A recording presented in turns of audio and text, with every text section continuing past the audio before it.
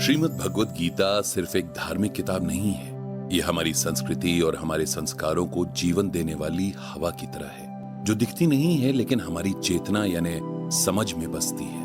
हमारी जिंदगी के हर रंग में, हर मुश्किल में, हर कामयाबी में गीता हमें बैलेंस करना सिखाती है।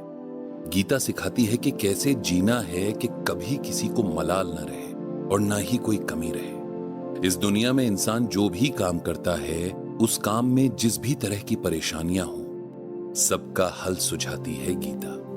अब जैसे बिजनेस को ही ले लीजिए, नया शुरू करना हो या पुराने को आगे बढ़ाना हो, नुकसान के भंवर में डूबते हुए को उबारना हो या कामयाबी की उड़ान उड़ते बिजनेस को ऊंचाइयों पर संभाल कर रखना हो, जाने कितनी मुश्किलों का सामना करना पड़ता है एक बिजनेसमैन को। लेकिन अगर आपको पता हो कि इन सब मुश्किलों का हल भगवान श्री कृष्ण ने हजारों साल पहले ही गीता में बता दिया था, तो आप कहेंगे वो कैसे?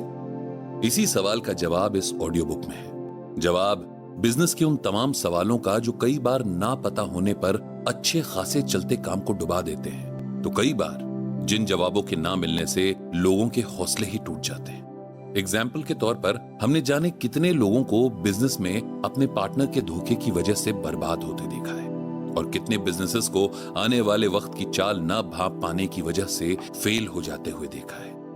हमारे आसपास तमाम किस्से भरे पड़े हुए हैं जब रिस्क लेने से डरते हुए उन लोगों ने बिजनेस की शुरुआत नहीं की जिनमें कमाल का बिजनेस सेंस था।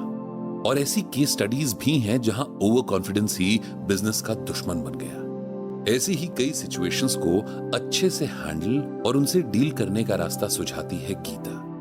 और हमारी कोशिश है आप तक गीता के इन मैसेजेस को पहुंचाने की, ताकि आप अपने बिजनेस के जिस मुकाम पर भी हों, आपको सही राह और सलाह मिल सके। तो आइए मेरे यानी आरजे पीयूष के साथ कुकू एफएम पर श्रीमद् भगवत गीता से बिजनेस सीखते हैं और एक अच्छे बिजनेसमैन के साथ बेहतर इंसान भी बनते हैं।